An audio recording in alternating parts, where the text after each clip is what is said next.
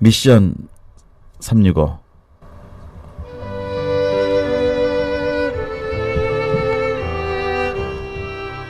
네, 21세기 문명의 특징은 글로벌라이제이션, 디지털라이제이션, 이 두 가지가 21세기를 움직이는 새로운 문명입니다. 네, 우리 선교도 여기에서 벗어날 수가 없습니다. 그래서 우리 선교의 큰 화두가 이 두 가지, 앞으로 다가오는 또 현 세대의 가장 중요한 것, 어떻게 하면 이 글로벌라이제이션, 글로벌화된 시대에서 복음을 전할 것인가, 또 요즘 이 인터넷 문명에서 어떻게 하면 이 인터넷을 통해서, 이 디지털을 통해서 예수 그리스도의 그 피 묻은 복음을 전할까 하는 것이 우리 선교계의 중요한 또 이슈입니다. 그래서 오늘은 우리 이 앞으로 오는 다음 세대의 새로운 선교 전략인 미디어 선교를 통해서, 또 인터넷 선교를 통해서 복음을 어떻게 전할까 하는 그 복음의 내용에 대해서 한번 다뤄보려고 합니다. 그래서 오늘은 우리 홍완표 교수님, 우리 한세대에서 지금 정보통신학과에서 교수님으로 계시고, 전에는 또 우리 오래전부터 여러 가지 관계, 또 정부 이런 데서 또 그 사역도 하시고 또 일도 하셨고, 뭐 그런 아주 귀한 우리 교수님 오늘 모셨습니다. 예, 교수님 안녕하세요. 네, 반갑습니다, 목사님. 네, 제가 좀 길게 설명을 했습니다. 네, 감사합니다. 우리 지금 이 방송을 듣고 계시는 선교사님들에게 인사 말씀 한 말씀 해주시죠. 선교사님들 반갑습니다. 이렇게 또 매체를 통해서 인사드리게 돼서 참 얼마나 큰 영광인지 모르겠습니다. 이 세상에서 하는 일 중에 가장 귀한 일이 예수 그리스도의 복음을 전하는 것으로 저는 확신하고 있습니다. 생명을 구하는 그 일에 우리가 동참하고 있다는 것 얼마나 감사한지 모르고요. 우리 선교사님들이 참으로 어려운 환경 속에서 그 일을 해나가고 계신데, 저는 선교사님들 생각할 때마다 참으로 부끄러운 그런 생각을 합니다. 저도 현지에 가서 선교사님들처럼 같이 동참을 해야 되는데 그렇지 못하다는 그런 생각을 합니다. 그럴 때마다 선교사님들이 얼마나 귀한 사역을 하시고 또 얼마나 귀한 분들인지 그것을 느끼고 또 생각하게 합니다. 오늘 선교사님들을 대상으로 해서 선교사님들과 함께 좋은 시간을 가질 수 있도록 하게 해주신 하나님께 정말 감사드리고, 또 이렇게 매체로 만난 선교사님들께 다시 한번 감사의 인사를 드립니다. 네, 우리 홍완표 교수님은 또 목사님이시기도 합니다. 그래서 또 이제 사역도 하시고 그러시는데요. 자, 오늘은 우리 인터넷을 통한 선교, 그리고 인터넷이 21세기에 지금 가지고 있는 기능이나 역할, 전망, 이것들을 좀 나누면서 선교를 어떻게 우리가 적용할 수 있는지를 한번 우리 교수님으로부터 배우겠습니다. 예, 교수님 지금 뭐 인터넷 그러면 우리가 다 쓰고 아는 거지만, 그래도 인터넷의 개념이라든지 또 인터넷이 지금 이 세계적으로 어떻게 진행이 되고 움직여가는지 좀 그 현황에 대해서도 좀 말씀 좀 해주시죠. 근데 뭐 인터넷 하면은 다 이제 통신이라고 하는 것은 다 알고 계실 겁니다. 그런데 통신은 우리 인류 역사 이래 존재해 왔던 것입니다. 그 통신하는 수단에 대해서 이제 계속 발전돼 왔던 것이죠. 우리가 대화를 커뮤니케이션이라고 이렇게 얘기를 하거든요. 그 커뮤니케이션, 한국말로 하면은 그걸 이제 번역할 때 대화도 되지만 통신, 네. 이렇게 합니다. 그러니까 그 인터넷은 특별한 게 아니고 정보를 주고받는 그런 수단에 대한 발전된 도구라고 생각하시면 됩니다. 이제 정보를 전달하는 도구로 이제 음성이라든지 우리가 말하는 거라든지 그림이라든지 또 그림을 표현하는 여러 가지 도구들이 있었죠. 네. 그래서 벽화에 뭐 그리기를 한다든지, 뭐 파피루스 네. 한다든지, 정보를 이제 저장하는 그런 것들이 발전해 나오기 시작하는데, 이제 1700년대에 이제 들어오면서 그 획기적인 그 정보를 저장하고 전달하는 수단들이 나오죠. 그게 활자입니다. 금속 활자라든지 종이의 개발이라든지 사실 그 우리가 이제 돌아보면 이런 거죠.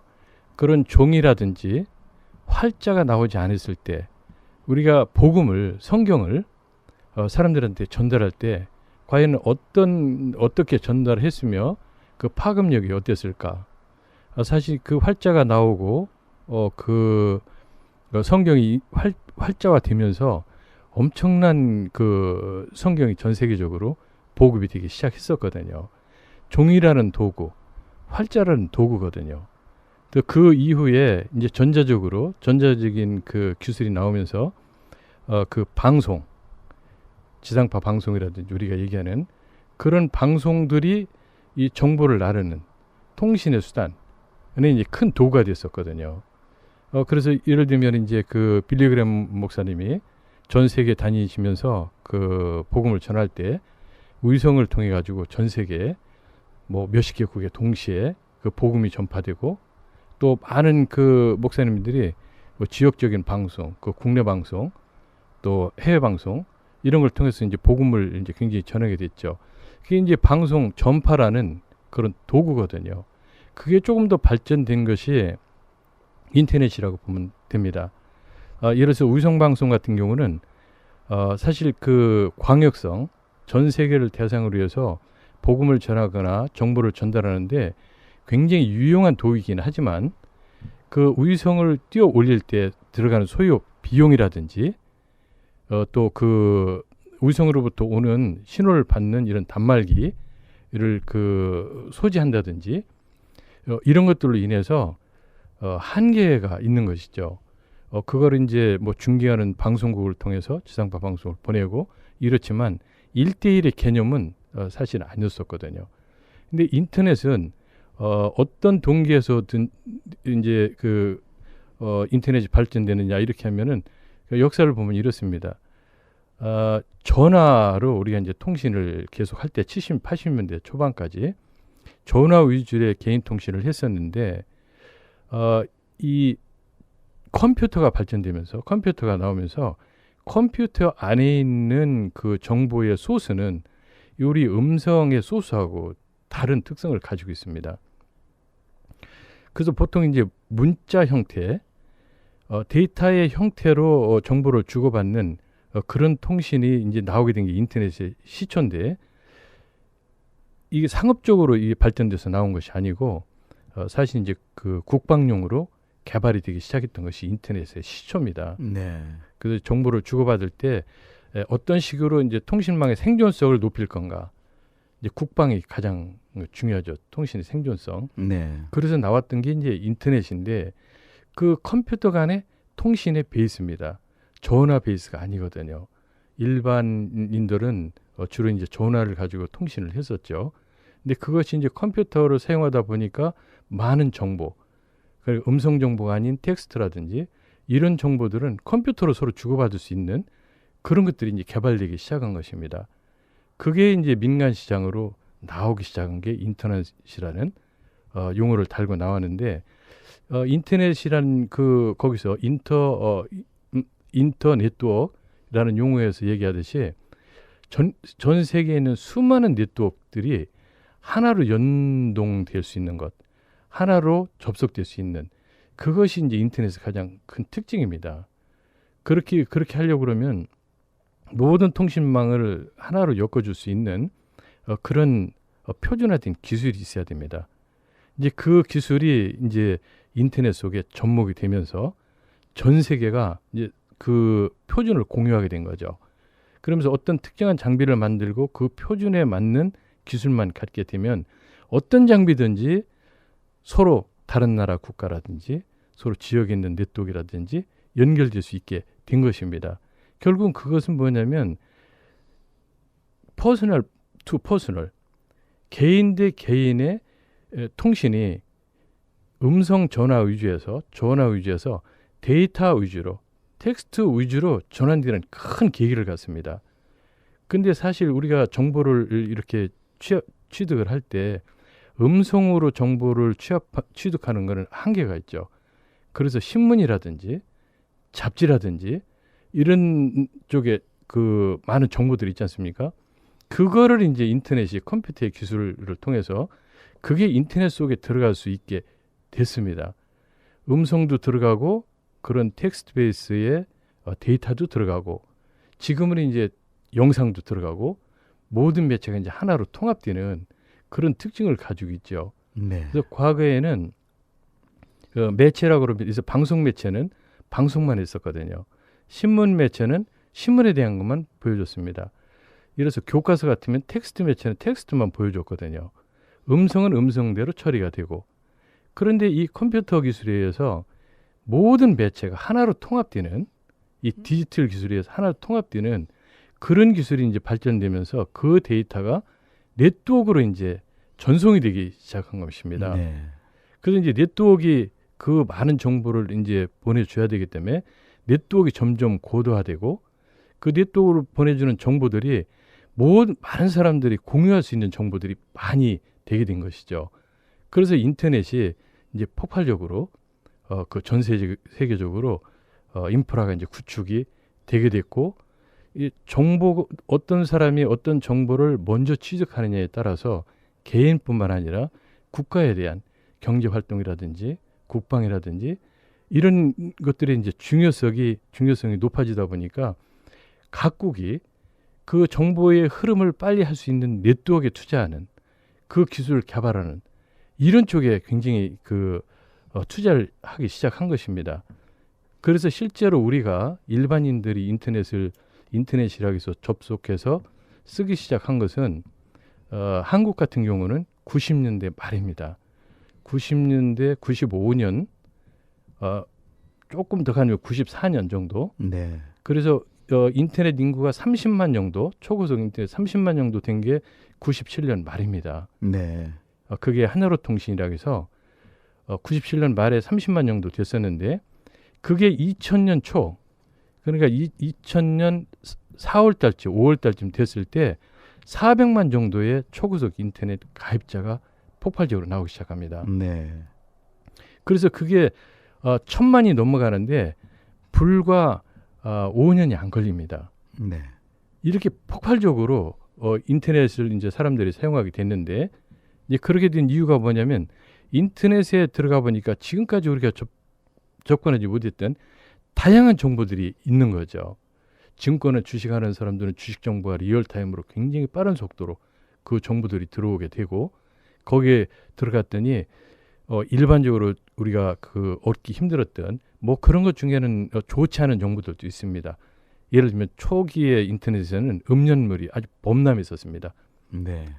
어떤 면으로는 인터넷을 폭발적으로 그 산업이 활성화시키기 위해서 그 음란물 같은 걸 통제하는 것들이 뭐 기술적으로도 어려웠지만 그냥 방관은 아니지만 그런 것들이 굉장히 많이 나왔던 초기에 그런 일이 있었습니다. 그게 오히려 좋은 또 효과적인 면에는 인터넷 확산을 많이 시킨 것도 역할이 하나 됐을 수 있었겠네요. 그렇습니다. 네. 그래서 이제 인터넷의 양면이 이제 거기서 나오거든요. 인터넷을 이제 부정적으로 보시는 분들은 인터넷에 들어가면 수많은 악성, 좋지 않은 정보들이 있다. 그렇기 때문에 인터넷은 아예 접근을 하지 않는 게 좋다라고 하시는 분들이 종종 있습니다. 이제 인터넷은 이제 인터넷 속에는 부정적인 게 너무 많습니다. 왜냐하면 사이버 공간이라고 말하지 않습니까? 네. 우리가 이게 실생활을 이제 비교한다면 사이버 공간이라고 하는데 우리 실생활에서 일어나는 물리적으로 접촉 빼놓고는 거의 모든 것이 인터넷 속에 지금 있다고 보면 됩니다. 그렇기 때문에 그 안에서 이 물리적인 공간에서 일어나는 사기라든지 도박이라든지 심지어는 살해를 일으키는 거라든지 이런 아주 성적인 타락을 보여주는 거라든지 이런 것들이 물리적인 공간에서 있는 모든 것들이 사실 있다고 봐도 됩니다.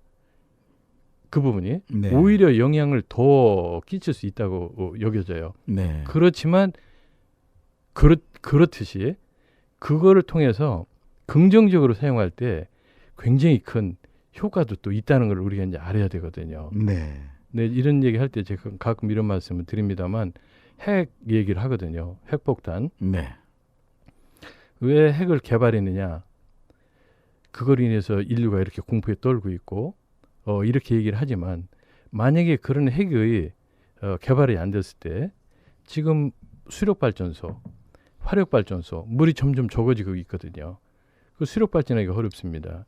그럼 화력발전을 해야 됩니다. 그럼 거기서 나오는 오염이라든지 이런 것 때문에 오존층을 파괴한다든지 이런 문제가 생기거든요. 그거를 안정적으로 잘 활용을 하게 되면은 정말 우리가 그 효과적으로 굉장히 많은 에너지를 만들어낼 수 있고 또 국방적으로도 그렇게 보거든요.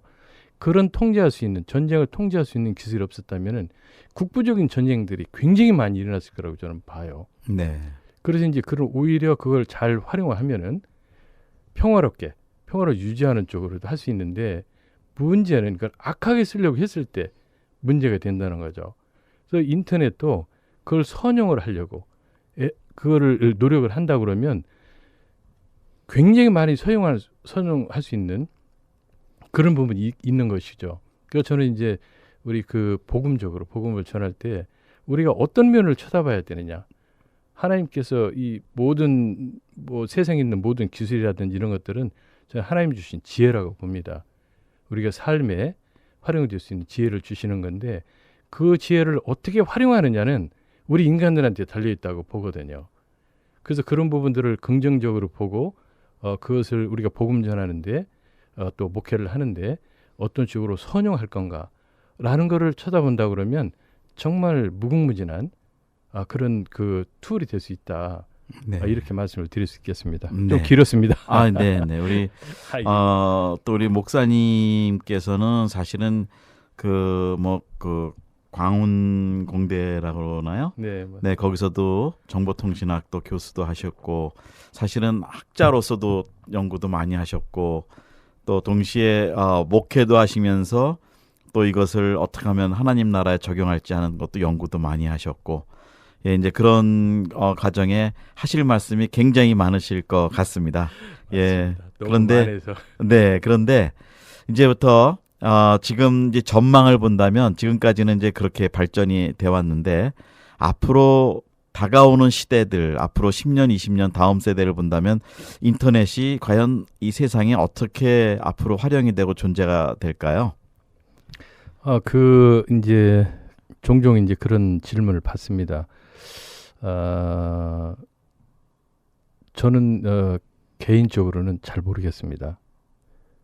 왜 그런가 하면 이 분야의 기술이 너무 빠른 속도로 지금 진행이 되고 있습니다. 그리고 우리가 전혀 얘기는 했지 못했던 그런 다양한 서비스들이나 기술들이 지금 나오고 있거든요. 그래서 과연 이 상태로 이런 매체의 응용이라든지 이런 부분들이 어디까지 발전해 나갈 건가라고는 예견을 하는 것은 제가 좀 감히 말씀드리기는 어려울 것 같아요. 다만 이런 게 있습니다. 인터넷이 지금 전 세계적으로 이렇게 폭발적으로 활용된 것이 아까 말씀드린 한국기를 기준으로 본다면 네. 90년대 말인데 네. 불과 지금 20년이 안 됐죠. 네. 근데 저는 그 인터넷을 이용하는 그리고 컴퓨터 기반의 네트워크 이것이 최소한 수백 년은 갈 거라고 저는 보고 있어요. 네. 지금 현재 특별한 예를 들면 우리가 그 마음으로 통신하는 거라든지 여러 가지 지각 네. 인지 통신이라든지 이런 게 나오고 있지만 그런 게 얼마나 빨리 나오느냐에 따라서 틀려지긴 하겠지만 최소한 제가 보는 지금 현재 네. 기술 또 제가 가지고 있는 그 지적인 그런 걸 본다 그러면 최소한 수백 년은 이게 계속 발전해서 갈 것이다. 네. 저는 그렇게 보고 있습니다. 그래서 이제 인터넷 시대는 이제 시작된 거다. 저는 그렇게 봐요. 네. 근데 그래서 앞으로 이 분야가 이제 어떻게 응용이 되고 발전을 할지 그런 부분들은 저는 학자이기도 하지만 굉장히 제 자신이 궁금한 부분이기도 합니다. 네. 근데 분명한 것은 이게 수천 년 간다 그러면 주님 오시는 날짜하고 비교해서 제가 함부로 말씀드리면 안 되는 거니까 그렇긴 하지만 상당히 오랜 동안 이 기술이 계속 활용될 것은 분명할 거라고 저는 보고 있습니다. 네, 그러니까 증기 기관차가 처음에 발전이 됐을 때 그 이후로 이 교통수단이 지금 비행기까지 나오고 다 했지만 지금 이게 어떤 면에서 이제 새로운 그 시대를 이게 열어가는 또 새로운 패러다임이라고 이렇게 보시는 거군요. 네, 그렇습니다. 네. 자, 그러면 이제 앞으로 이렇게 올해 이것이 새로운 모든 세상 구조를 만들어 갈 건데 지금 여기에 이제 뭐 이렇게 좀 영어로 표현한다면 프로 앤 콘이 있잖아요. 장단점의 면이 있는데 이제 장점 면을 좀 선교적인 면에서 좀 본다면 어떤 활용 가능성이 있을까요? 이제 선교적인 측면에서 이제 본다면 첫 번째 떠오르는 말씀이 그거거든요. 세상 끝날까지 주님 우리와 함께 계시면서 우리가 이제 그 우리한테 그 소명을 주신 마태복음 28장 네. 세상에 온 백성들한테 하나님의 말씀을 전해야 되는 그게 특정한 구역이 아니고 온 세상이거든요. 또 주님이 오시는 날짜를 예견하실 때 그 복음이 온 세상에 전파될 때 주님의 이제 그 오심에 약속된 그런 말씀이 기억이 납니다. 결국은 우리가 가끔 그런 얘기를 하거든요. 주님이 빨리 오셨으면 좋겠습니다. 그런 말씀을 하는데 자, 그러면 주님이 빨리 오실 수 있는 조건을 우리가 주님을 빨리 볼 수 있는 조건을 만들어 드려야 되는데 자, 그것이 뭐냐는 것이죠. 이 시대의 툴이. 그게 이제 우리가 그러기 위해서 선교를 그 미전도 종족에 대한 선교지를 가고 복음을 전하고 문서 선교를 하고 그 이제 국경을 넘는 방송 선교를 하고 했던 그런 것들이거든요. 아까 말씀드린 대로 그게 접촉점에 한계가 있었다는 거죠. 예를 들면 지금 우리가 중동 지역이라든지 이렇게 어려운 지역들 그런 지역 복음 전파하기에 들기 어려운 지역들 우리 공산권 있을 때 러시아라든지 네. 있을 네. 때 성경 한 권 가져가기도 쉽지 않았지 않습니까? 네, 그렇습니다. 네. 그 얘기는 뭐냐면 접촉점에 문제가 있었다는 것이거든요. 그럼 이 시대는 그런 접촉할 수 있는 접촉점이 완전히 열려 있느냐? 그렇지 않다는 걸 우리가 모두 다 알고 있습니다. 네, 아직도 제한 지역이 많죠. 그렇죠. 네. 선교사님들이 지금 가서 선교하는 지역마다 그런 제한적인 것들이 얼마나 많은지를 잘 아실 거예요. 우리는 저는 이제 선교 지역에 직접 나가서 해보진 않았지만 선교사님들의 활동 사항이라든지 이런 걸 볼 때 얼마든지 예견할 수 있는 부분이거든요. 자, 그러면서 그 접촉점이 1대1의 개념으로 들어가는 부분. 복음이 1대1로. 네. 그러니까 방송도 1대1의 개념은 있지만 방송이라는 것은 오픈되어 있는 개념이죠. 네. 그 오픈되어 있는 개념으로 들어갔을 때 그 복음을 차단하려고 했을 때 굉장히 쉽게 차단이 된다는 것이죠. 그런데 인터넷은 지금 개별적으로 네. 정보를 접근하는 것에 대해서 통제하기는 이제 거의 불가능한 시대가 오고 있습니다. 네. 아마 그 정보를 그렇게 통제한다는 아마 그 북한 같은 데도 앞으로 그거를 통제할 수 없을 정도로 될 수도 있습니다. 복음은 이렇게 1대1의 개념으로 접촉할 수 있는 접촉점을 만들어줄 수 있는 아주 귀한 그 도구라는 것이죠. 이제 그런 면을 보면은 그 선교 지역에 우리가 선교하는 그 복음이 들어가는 세계에 있는 모든 지역에 들어갈 수 있는 굉장히 좋은 것이고 또 가령 예를 들면 이제 그 아프리카 같은 데나 이런 나라에서도 그 저개발국가 개발도상국가에서도 인터넷은 어떤 식으로든 확장하려고 하는 게 정치인들이나 정부의 의지입니다. 네. 왜 그러냐면 그건 통제 수단으로 이런 정보를 흐름의 통제 수단으로 공산국가 같은 데서는 그걸 통제했지만 그 통제하는 것보다 더 중요한 게 있다는 거죠. 정보의 교류로 인해서 경제가 활성화되고 사람들이 아는 지식이 많아지고 깨이고 하는 이런 그 장점인 부분이 굉장히 많다는 것을 다 알고 있거든요. 요즘 인터넷이 안 들어간다? 그거는 미개 국가로 아마 칠 거예요. 네. 자, 그래서 이제 그 인프라, 그러니까 인터넷은 인프라가 급속도로 빠르게 전 세계적으로 확장되고 있다는 것이죠. 네.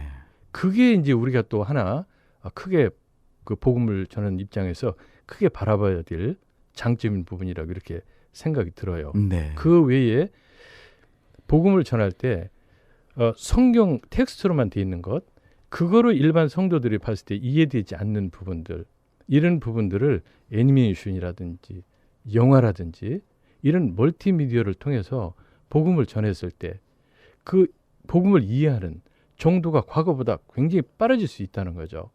또 특히 과거에는 우리가 선교적인 어떤 성경에 대해서 공부를 할 때, 가르칠 때 모여서 가르쳐야 됐었죠.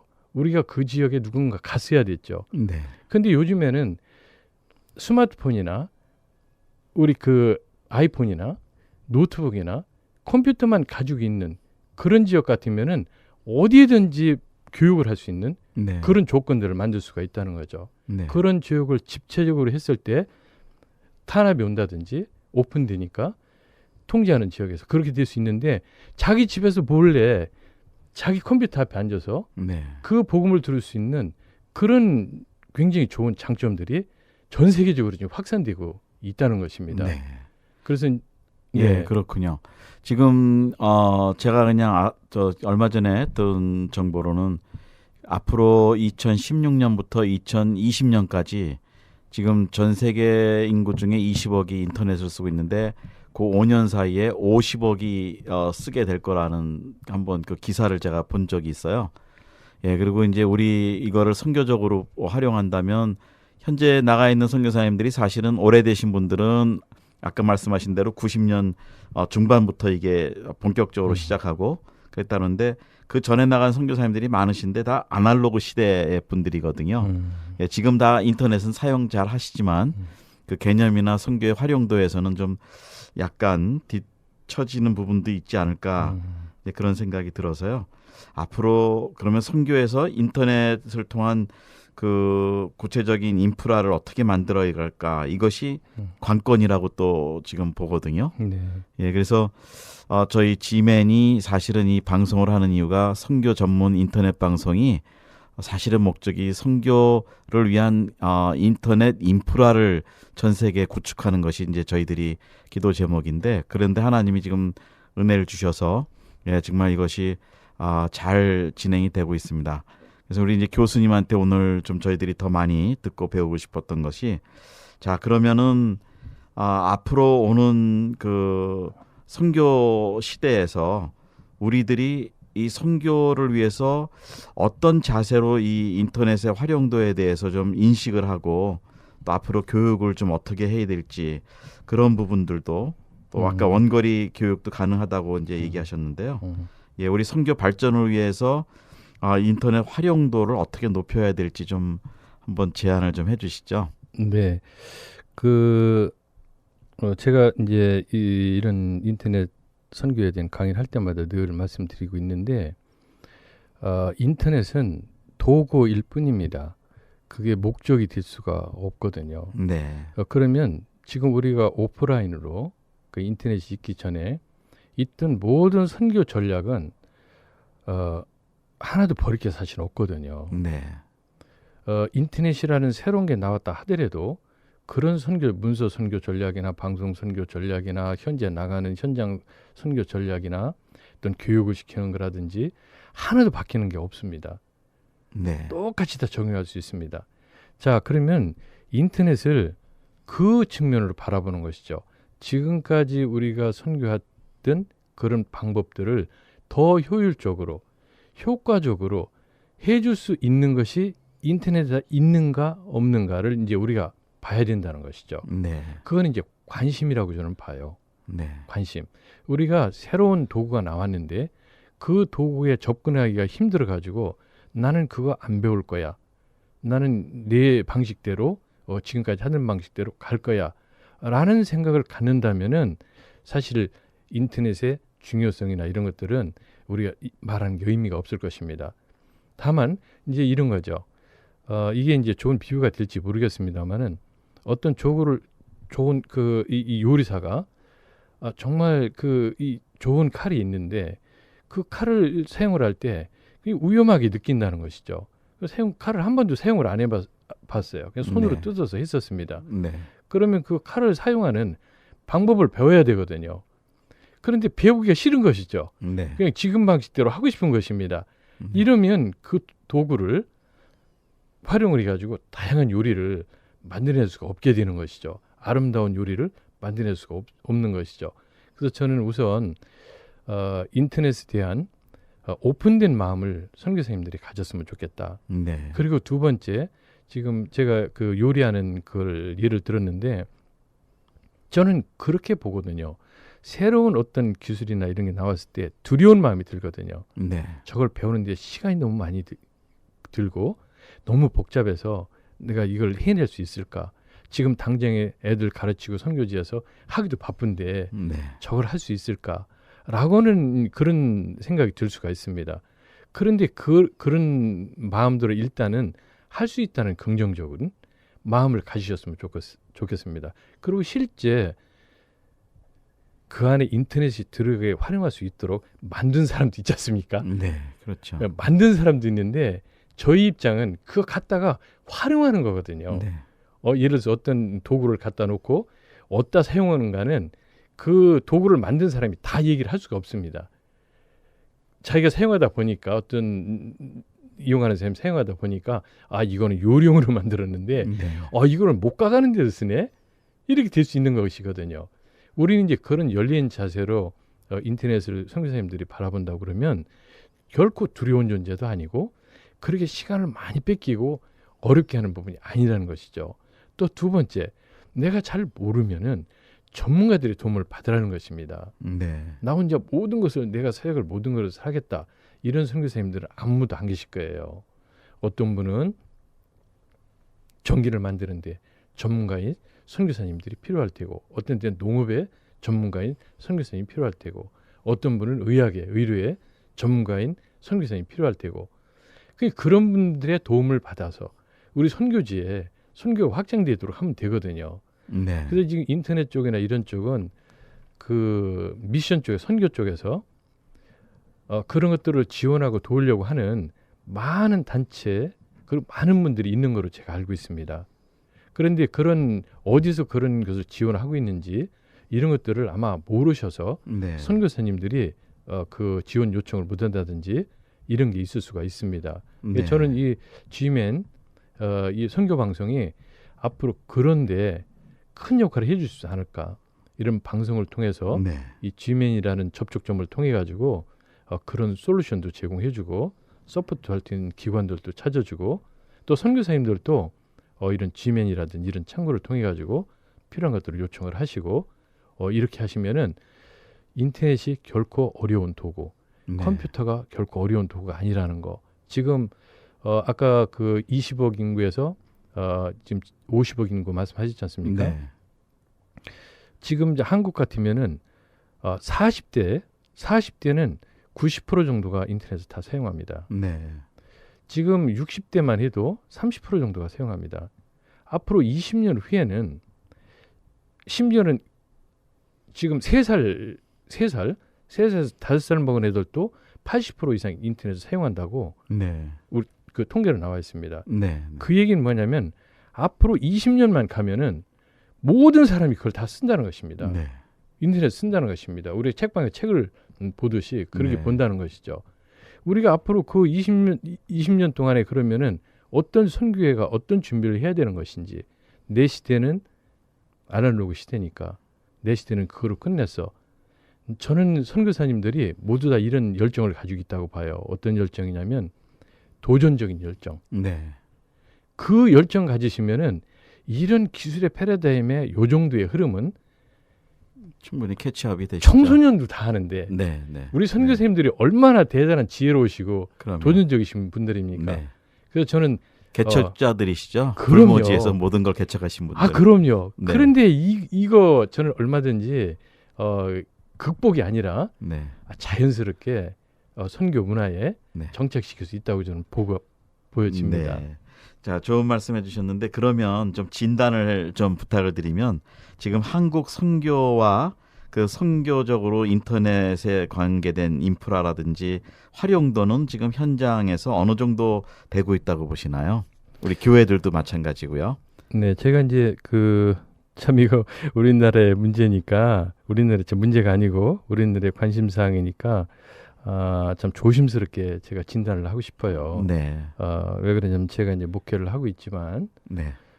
우리 교회의 상황을 교단별로 상황을 모든 것을 다 제가 통찰하고 있는 사람도 아니고 그렇다고 모든 교회가 또 교단이 선교를 인터넷 쪽으로 어떻게 관심을 가지고 하는지를 다 파악하고 있는 것도 아니고 다만 다른 세계적으로 인터넷이 선교적으로 이용되고 있는 것들하고 큰 교회들이 운영되고 있는 홈페이지나 그런 걸 가지고 제가 한번 진단을 해보도록 그렇게 하겠습니다. 네.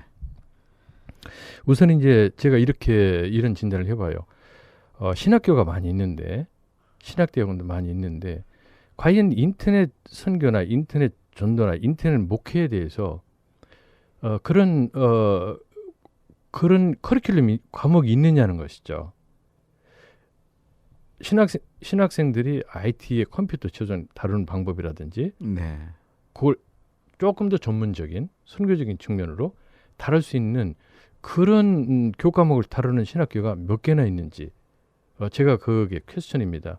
제가 파악한 바로는 별로 없는 걸로 알고 있습니다. 네. 근데 그런 측면을 한번 볼 수 있고요. 이제 두 번째는 이제 교회의 홈페이지를 보면은 선교 중심으로 과연 그 홈페이지가 돼 있는 것들이 얼마 정도 있는가? 교회 대형 교회들 한번 여러분들 짚어보시기 바랍니다. 선교사님들도 한번 눈여겨보실 필요가 있습니다. 목회 중심의 홈페이지지 그 안에 선교 중심의 홈페이지로 이렇게 특화되어 있는 그런 교회 홈페이지들은 그렇게 많지는 않습니다. 선교 단체들이 운영하는 그런 홈페이지들은 당연히 선교적인 측면에서 그렇게 가고 있지만 일반 대형 교회에 선교를 최고의 목표로 삼고 있는 대형 교회라 할지라도 그 내용에 선교적인 그런 그 툴들이 많지 않다는 겁니다. 예를 들면 이런 것입니다.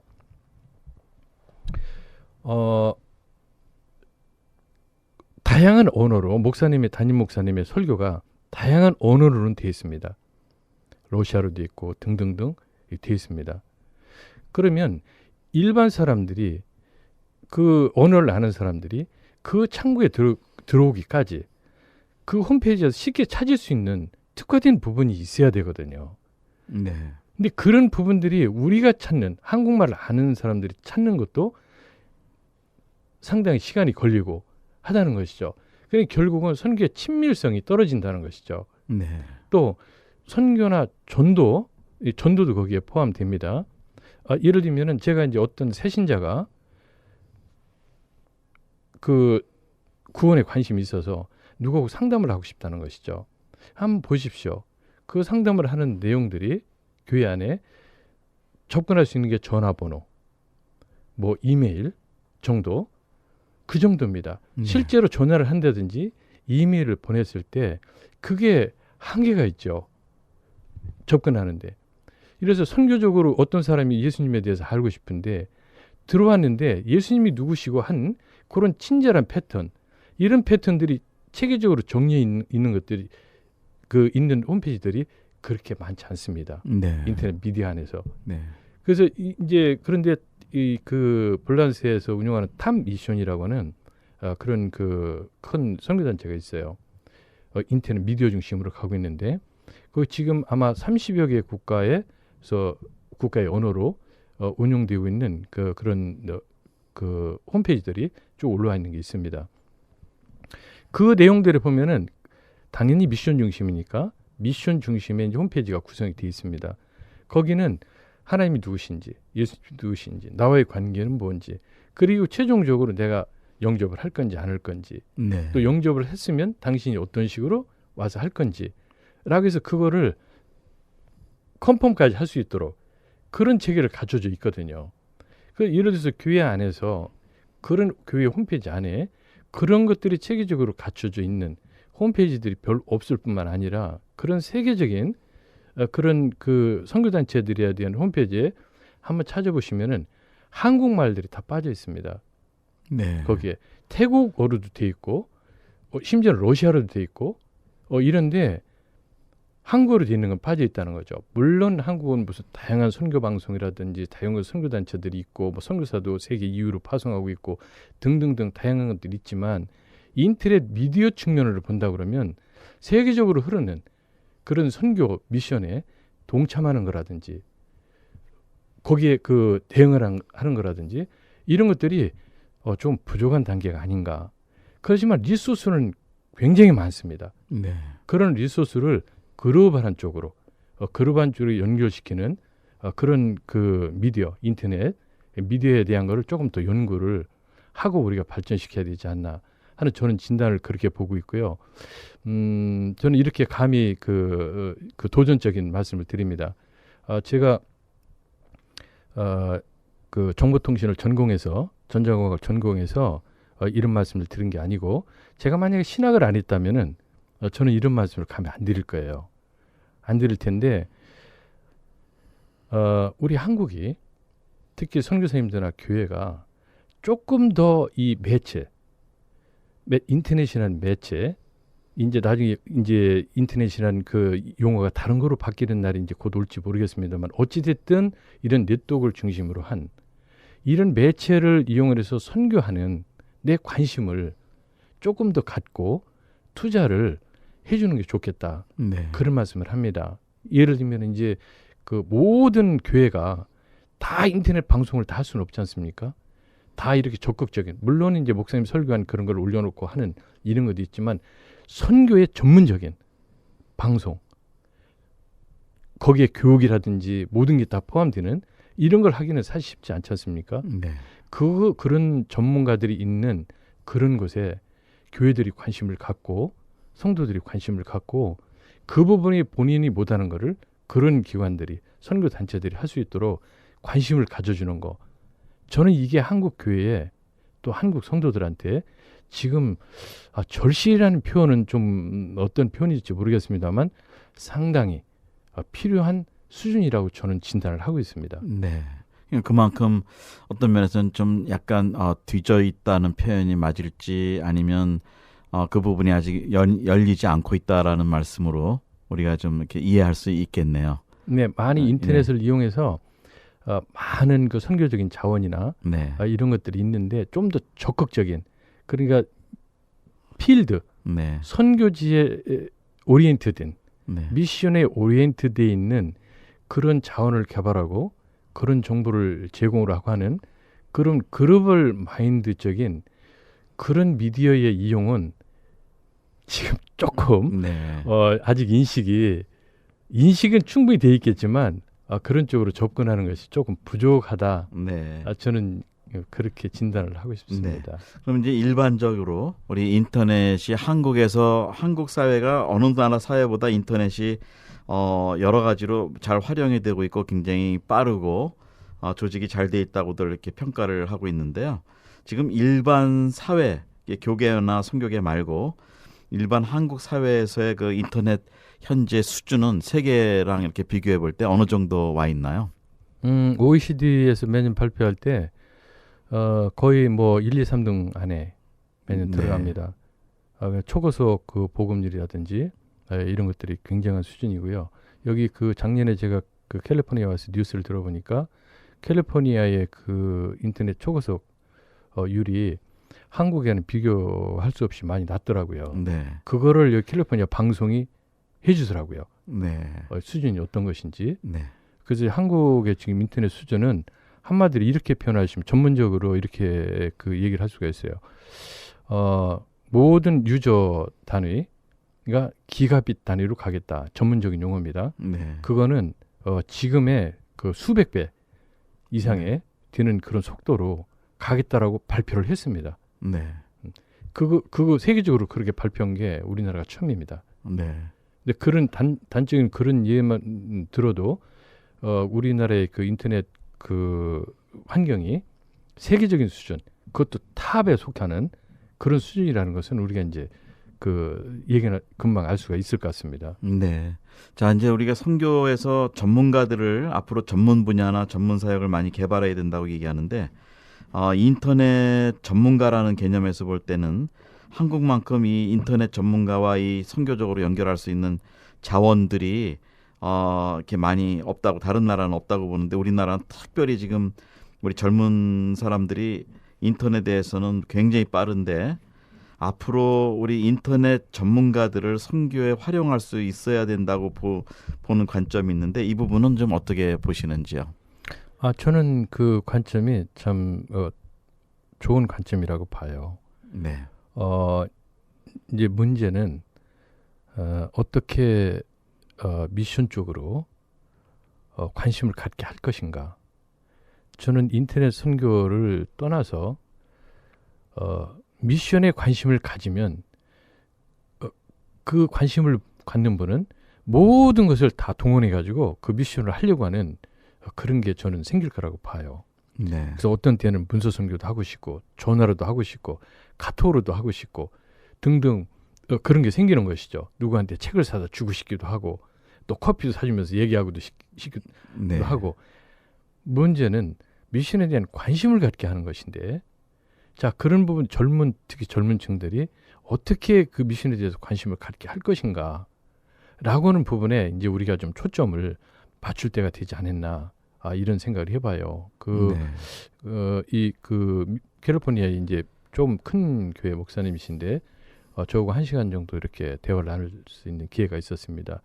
그 목사님이 그러시더라고요. 교회가 굉장히 어려운 상황이 있었는데, 정말 사역자들 사례비도 못 줄 정도로 몇 년 동안 있었는데, 선교 중심으로 계속 갔다. 그런데 다른 헌금은 안 들어오는데 선교 헌금은 계속 들어오더라. 네. 그래서 결국은 그걸 극복하고 지금 교회가 올바로 서가고 있다. 그래서 이제 선교 중심의 그런 성도들한테 선교라는 그 비전을 심어주기만 하면은 교회는 어려움을 극복하고 넘어갈 수 있다. 이런 말씀을 한번 하시더라고요. 네. 그래서 저는 이런 말씀을 드리고 싶어요. 그러면 어떻게 해야 그 선교적인 그걸 우리 청년들이나 이런 분들한테 심어줄 건가? 네. 그런 부분도 세상의 것보다 이 미션이 더 의미가 있고 정말 그 삶의 목표로 잡을 수 있는가? 라고는 부분을 이제 목회자들이 정말 관심 있게 볼 부분이 있다는 거죠.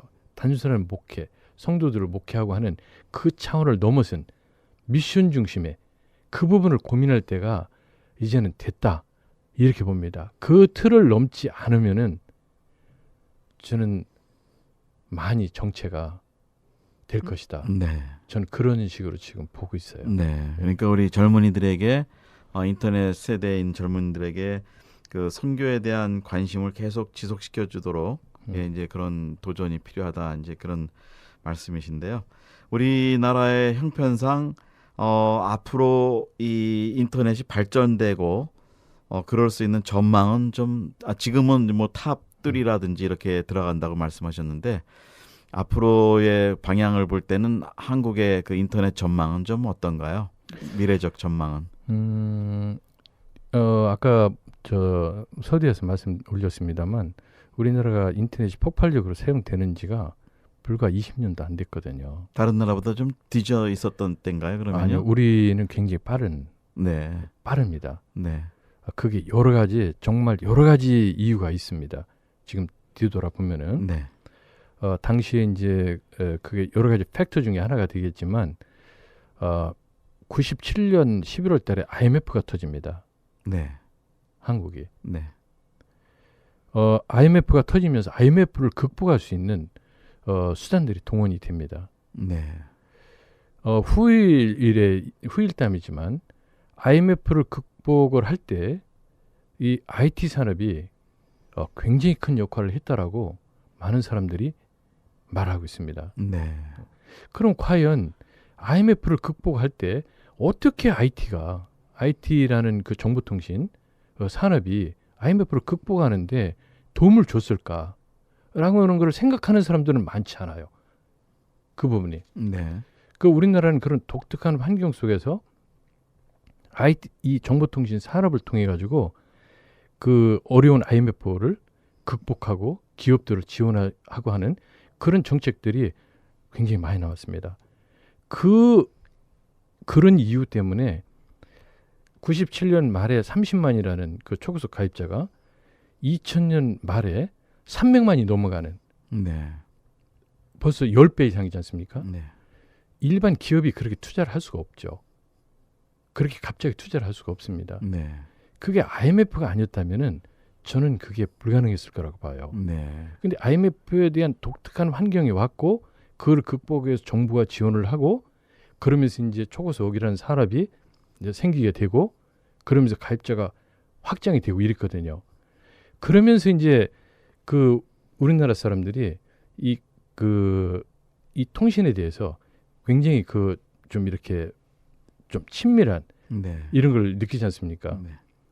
정부의 그런 인프라 구축이 잘 되면서 정보에 접근할 수 있는 이런 것들이 굉장히 용이해진 거죠. 네. 그러면서 요금도 정말 정부가 정책적으로 굉장히 싼 요금으로 그렇게 이제 제공을 하기 시작했습니다. 그 이제 인터넷을 이용할 수 있는 그 사람들이 많이 늘어나면서 인터넷 속에 들어갔더니 다양한 정보들 이런 것들이 이제 느끼기 시작한 거죠. 사실 이 표현이 좀 조속하긴 합니다만 맛을 보기 시작한 거죠. 네. 다양한 정보들에 대한 맛을 보기 시작했는데 그 맛을 보고 음미한 지가 얼마 안 됐다는 거죠. 네. 그게 이제 전 세계적으로 뭐 예를 들면 다양한 정보를 검색할 수 있다든지 이런 것들이 이제 들어가면서 더 그게 폭발적으로 사용하게 된 것이죠. 그래서 저는 시작이라고 봐요. 네. 이제 그 인터넷을 아이폰이라든지 스마트폰 이런 게 나오면서 이제 그것을 더 적극적으로 활용할 수 있는 이런 시대가 됐다. 그래서 앞으로 매우 상당 기간은 그런 정보를 서로 굉장히 중요한 정보들이 인터넷 속에서 오가고 더 활용도가 높아지는 그런 것이 지속될 거다. 저는 그렇게 전망하고 있습니다. 네. 자, 이제 한국이 뭐 세계 선교 2위라고 지금 얘기하는데, 이제 다음 세대를 준비하는 입장에서 본다면 저희가 인터넷이라는 이 주제와 인터넷이라는 도구를 확실하게 좀 사용할 수 있는 전략들이 좀 나와야 다음 세대의 선교가 획기적으로 또 이제 이렇게 증가가 될 수 있다라고 이제 이렇게 말씀 듣다 보면 생각이 되는데요. 예, 이제 이걸 인터넷을 선교적으로 활용할 수 있는 구체적인 그 좀 제안들이 있으실 것 같아요. 뭐 교육을 어떻게 인터넷을 통해서 한다든지, 뭐 선교사들 간의 정보 교환 네트워크를 만든다든지, 예, 이제 그렇게 한다면 좀 구체적으로 우리 선교사님들이 이걸 활용해서 사역을 할 수 있는 아주 실제적인 예들, 뭐 교육을 한다든지 이런 거에 대한 또 제안도 좀 있으실 것 같아요. 네, 그래서 아까 이런 말씀을 드렸었죠. 오프라인으로 하는 모든 선교 방법은 인터넷으로 거의 다 가능합니다. 네. 오프라인에서의 제한된 시간과 공간의 제약을 뛰어넘을 수 있는 큰 강점을 가지고 있고 다양한 미디어를 통합시킨 그런 게 텍스트뿐만 아니라 동영상이라든지 음성이라든지 모든 미디어를 통합할 수 있는 것은 지금 현재 기술은 인터넷밖에 없습니다. 네. 그런 도구들을 활용하면은 오프라인 상에서 할 수 있는 모든 그 교육이라든지 기존에 진행되던 그런 그렇습니다. 사역들을 그대로 그렇죠. 그대로 올리는데 효과나 효율이 굉장히 높아질 수 있다는 것입니다. 예를 들면 이제 제가 이런 얘기를 하거든요. 목회에서도 예배 성찬식 하고 침례를 빼고는 거의 다 할 수 있다. 네. 그렇게 얘기를 합니다. 성찬식조차도 할 수 있다. 네. 저는 그렇게 감히 얘기를 해요. 이 굉장히 조심스러운 말씀이긴 합니다만 제가 예배를 지금 한국에 여기 토요일 날 한국 시차가 있어서 토요일 날 오후에 예배를 봅니다. 한국에 있는 사람들 예배를 봅니다. 저희 교회 식구들하고 어떻게 예배를 볼 수가 있겠습니까? 이렇게 공간이 떨어져 있는데 인터넷으로 예배를 봅니다. 동영상으로 그쪽 상황을 봐가면서 예배를 봅니다. 대표 기도는 한국에 있는 성도들이 합니다. 찬양 다 합니다. 제가 그런 얘기를 하거든요. 우리가 대형 교회에서 예배를 볼 때 대성전에 들어가서 예배를 못 보고 다른 건물에서 동영상으로 보는 예배 보는 성도들이 굉장히 많은 교회들이 많거든요. 네. 같은 개념이네요. 그렇죠. 그거하고 틀린 게 뭐가 있느냐는 것이죠. 네, 네. 그래서 이제 그걸 조금 더 이제 발전시키면 성가대도 할 수 있다고 제가 그렇게 네. 합니다. 그런데 이미 제가 그 얘기를 몇 년 전에 했는데 이미 그게 나오기 시작하더라고요. 네. 글로벌한 성가대를 제가 만들 수 있다고 그랬어요. 네. 또 화면 분할을 해가지고 그 네. 디스플레이 화면 분할, 그래서 싱가포르에 있는 사람 테너 위에 배치를 하고 네.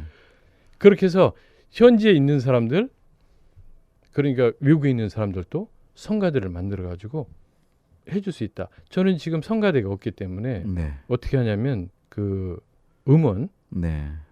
찬송가 파일이나 이런 것들을 그 성가대 하는 시간에 틀어줍니다. 그리고 그걸 같이 성도들이 같이 합니다. 네. 그 시간에 어떤 때는 이제 대형 교회에서 했던 그 성가대가 했던 이런 것들도 그 틀어줍니다. 네. 동영상으로 틀어주거든요. 네. 얼마든지 그런 걸 할 수 있다는 것이죠. 교육 같은 것들도 주일학교 제가 이렇게 얘기해요. 주일학교에 나가서 주일 2시간이든지 아이들하고 교육을 했는데 일주일 내내 끊어져 있다는 것입니다. 네. 그런데 요즘 모 사이트에 들어가면은 한 40명 정도가 동시에 참여해가지고 토론할 수 있는 그런 장들이 있습니다. 네. 그냥 오픈되어 있습니다. 무료입니다. 네. 그런 장소에 들어가서 예를 들어서 저녁 10시든지 11시든지 아이들 한가한 시간에 나와서 한 30분 성경 공부 얼마든지 할 수 있다는 거죠. 네. 체크할 수 있다는 것입니다. 그렇죠. 그렇게 되면은 주일날 나왔을 때 훨씬 더 친밀감도 높아지고 중간에 한번 체크를 해볼 수도 있고 주일만의 성도라고 하는 그런 것들도 성도들한테서 많이 없애줄 수가 있는 것이거든요. 네. 그 사역자들이 주중에 그런 시간을 한 번씩만 내주고 봉사하는 사람들이 내주고 수만 있다 그러면 얼마든지 가능한 것이거든요. 제가 이제 몇 년 전, 한 2, 3년 전에 이런 그 사업을 한번 추진하다가 이제 뭐 지금은 못 하고 있습니다만 외국에 있는 한글 선교사님들 자녀들 한글 같은 거 잘 못 가르친다고 그런 얘기를 하더라고요. 네. 그래서 제가 그래? 한국에 그 봉사할 수 있는 사람들 찾아서 시차만 잘 맞으면 동영상으로 바로 봐가면서 아이들 다 봐가면서 교육을 시켜주도록 해주겠다. 요새는 원격으로 컴퓨터 네. 있는 원격으로 그 파일 같은 거 다 올려서 띄워줄 수 있거든요. 네. 네. 다만 그 선교 지역에 빔 프로젝트라든지 스크린이 없으면 그거를 우리가 헌금해서 사서 보내주자는 얘기예요. 네. 네. 그래서 그걸 보내주고 봉사자들 한국에서 찾아가지고 한글 공부를 시켜주자. 거기에 있는 예를 들어 동남아 같은 데나 이런 데는 한글을 배우려고 하는 사람들이 많이 있다고 하더라고요. 네. 그럼 그 사람들도 교회로 불러들여서 한글도 가르쳐주고 네. 그런 것들이 실제적으로 얼마든지 가능한 것들이거든요. 네. 그래서 이제 그 선교적인 측면이나 제가 또 이런 말씀도 드리고 싶어요. 제 친구 목사님이 저하고 같은 컴퓨터공학을 전공하신 분이에요. 네. 그분은 상당히 부흥을 했습니다. 네. 저는 이제 학생들 특수 사역을 하지만 그분은 이제 일반 사역도 하시는 분이세요. 그 교회에 한번 갔었는데 그 목사님이 이렇게 자랑을 하더라고요. 우리 선교사님들이 그 홈페이지다가 지원한 선교사님들이 선교 현황을 올려놓는답니다. 네. 그 여기서 선교를 지원해주면 그에 대해 감사글이 올라온답니다. 그러면 그 목사님이 주일날 그거를 성도들한테 보여준답니다. 우리가 네. 이렇게 해서 지원해가지고 이 선교사님이 이렇게 감사의 글이 올라왔습니다. 네. 그거를 알려주신 후로 성도들이 선교 헌금을 더 많이 하신다는 거예요. 네. 네. 그래서 이제 예를 들어서 선교지에 있는 그 선교사님들이 그 인터넷 같은 게 만약에 안 된다면은 그런 정보들이라도 간단히 정리해서 보내주시면 그런 것도 인터넷에 바로 띄워주시면 더 좋고 네. 그 교회 홈페이지에 띄워주시면 더 좋고 그 제가 이제 선교지에 갔다 오면은 꼭 그런 단교 선교 갔다 오신 분들한테는 이런 얘기를 합니다. 단교 선교지에 그 웹카메라가 있습니까? 네. 웹카메라가 없으면 그거를 설치해 주시고 왔으면 좋았을 텐데 왜? 우리 단교 선교 한금 가면 언제 갈지 모르잖아요. 네. 그런데 그 웹카메라 하나 설치해 주면은 거기서 교회에서 일어난 일들을 내가 지원한 교회에서 언제든지들 같이 볼 수가 있다는 거죠. 네. 선교사님도 보여줄 수 있다는 거죠. 네. 자, 지금 상황이 이렇습니다. 그러면 긴급한 그 기도를 아주 리얼하게 느끼고 해줄 수도 있고 네. 또 거기에 물품 같은 것도 보내줄 수도 있고 이럴 수가 있거든요. 실제로 그걸 전화로 한다든지 문자로 한다든지 이런 것보다 경비도 얼마 안 드는데 네. 훨씬 더 성도들한테 선교지를 지원하는 성도들한테 아주 그 실질적인 체감을 할 수 있는 그런 것들을 해줄 수가 있다는 것이죠. 네. 그래서 이제 그 외로 이제 뭐 여러 가지 것들이 있습니다만 제가 언뜻 예. 이렇게 생각만 해도 인터넷으로 우리가 효과를 높일 수 있는 현지 선교사님들을 그 도울 수 있는 방법들 또 선교지에 대한 관심을 우리가 선교 지원을 후방 그 있는 성도들이 어떻게 보여줄 수 있게 하는지 이제 이런 부분들이 이제 많이 있다는 것이죠. 다만 이제 아직 그런 생각들을 못 하시고 계신 분들이 많이 있는데 어떻게 그걸 깨워야 되는가? 이제 그게 이제 저희가 네. 인터넷 선교에 대해서 이렇게 관심을 가지고 있는 사람들이 지금 최대의 관심 사항이라고 저는 그렇게 보여집니다. 네. 하여튼 오늘 정말 귀한 말씀 너무 감사드리고요. 저희들이 계속해서 우리 이 귀한 인터넷을 통한 그 앞으로 오는 다가오는 시대의 선교를 어떻게 해야 될지 우리가 정말 주님 앞에 한번 깊게 고민하고 또 기도해야 되는 그런 시간에 대해서 저희가 알아보고 있습니다. 예, 이제는 저희들이 마무리를 좀 해야 되는데요. 계속해서 우리 그 홍완표 교수님 또 목사님께서 이 인터넷 선교에 대해서 계속 좀 강의를 해주셨으면 좋겠습니다. 우리 지맨의 여러 가지 계획 중에 하나가 사실은 우리 홍완표 교수님이 오늘 말씀하신 것들하고 너무 아주 그 일맥상통하는 그런 전략과 비전이 있는데요. 앞으로는 좀 그런 면에서 우리 계속 그 좀 많이 가르쳐 주시고 또 우리 현지에 계시는 선교사님들이 인터넷 선교의 활용에 대해서도 많이 좀 관심을 가지시고 현장에서도 좀 사용을 하시면 좋겠다 하는 그런 말씀을 좀 드립니다.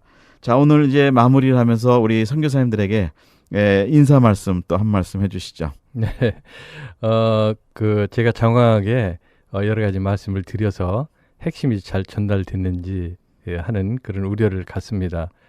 성령께서 우리 선교사님들하고 제가 전한 그런 내용들이 선교사님들께 정말 복음적으로 전달되게 해주실 것을 그렇게 기대를 해봅니다.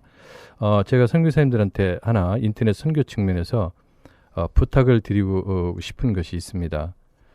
사실 우리가 저 같은 경우는 각각의 나라에 대한 인터넷의 그 포괄적인 사용 현황들은 알고 있지만 지역별로 그 인터넷이 어떻게 사용되고 있는지 속도는 어떤지 동영상을 볼 수 있는지 그 수준들 그런 수준들에 대해서는 사실 정보들이 이 선교지에 대한 정보들이 제가 그걸 찾지를 못하고 있습니다. 근데 그런 정보들이 제공이 된다 그러면 우리가 그걸 얻을 수가 있다 그러면 그 선교지에 맞는 개별적으로 맞는 그런 솔루션이나 이런 것들을 제공해 줄 수가 있을 것 같습니다. 그래서 선교사님들이 혹시 그 큰 부담이 안 되신다면 G맨을 통해서 선교지에 대한 인터넷 환경의 현황이라든지 통신에 대한 현황들 그런 정보를 주시면은 저희가 그걸 체계적으로 정리하고 연구를 해서 선교지에 맞는 각각의 선교지에 맞는 그런 인터넷 선교를 어떻게 해야 될까 하는 전략을 세우고 하는데 사용하도록 하도록 그렇게 하겠습니다. 모쪼록 선교사님들 각각의 현장에서 지금 굉장히 어려운 환경 속에서 선교하시는 선교사님들이 저는 대부분이라고 그렇게 생각이 듭니다. 그런 정보들을 받고 있고요. 목숨의 위험을 지금 받고 있다고 기도 요청하시는 선교사님들도 많이 있고 현장에서 자제분이 병으로 어린 자제분을 잃고도 선교지를 떠나지 않고 선교지를 지키시는 그런 선교사님들의 선교 보고들을 종종 듣습니다. 저는 그 모두에도 말씀드린 대로 제가 이렇게 편하게 선교를 한다고 하면서도 편하게 하고 있는 제가 가끔 부끄럽습니다. 선교지에서 목숨을 다하고 계신 선교사님들 정말 존경하고 선교사님들 하나님의 은혜가 그리고 하나님의 놀라우신 능력과 기적 가운데 선교에 큰 열매를 맺을 수 있도록 저도 끊임없이 기도하도록 하겠습니다. 모쪼록 하시는 사역과 가정 그리고 선교사님들의 자녀들한테 하나님의 큰 축복이 임하시기를 기도드리겠습니다. 감사합니다. 네.